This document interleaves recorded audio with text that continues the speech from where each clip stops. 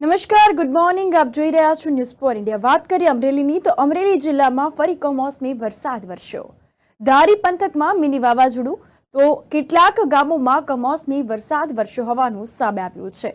તો ઉનાળાની કાળઝાળ ગરમી વચ્ચે વરસાદી માહોલ જોવા મળી રહ્યો છે. ક્યાંક ધોધમાર તો ક્યાંક ઝીણા ઝાપટા જોવા મળ્યા છે. આ અંતર્ગત વાત કરવામાં આવે તો ધારીના સરસિયા, મોરઝર તેમજ કુબડા, ગોવિંદપુર અને પીપરિયા તેમજ માણાવાવ, ગોપાલગ્રામ સહિતના ગામોમાં વરસાદ વરસ્યો છે.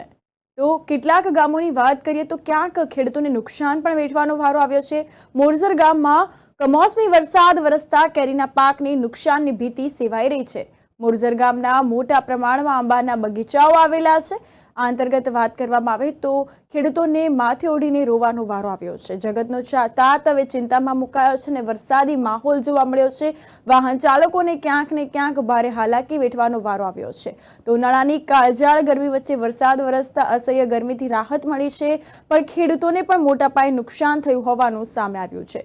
દ્રશ્યો સામે આવ્યા છે તો ઉનાળાની કાળઝાળ ગરમી વચ્ચે વર્ષા ઋતુ જેવો માહોલ જોવા મળ્યો છે. ચોમાસાની સિઝન જોવા મળી રહી છે, ત્યારે ગામોમાં પણ ઠેર ઠેર પાણી ભરાયા છે.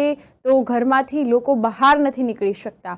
હાલ દ્રશ્યોમાં પણ સામે આવ્યું છે કે વરસાદી માહોલ જે છે તે જોવા મળ્યો છે.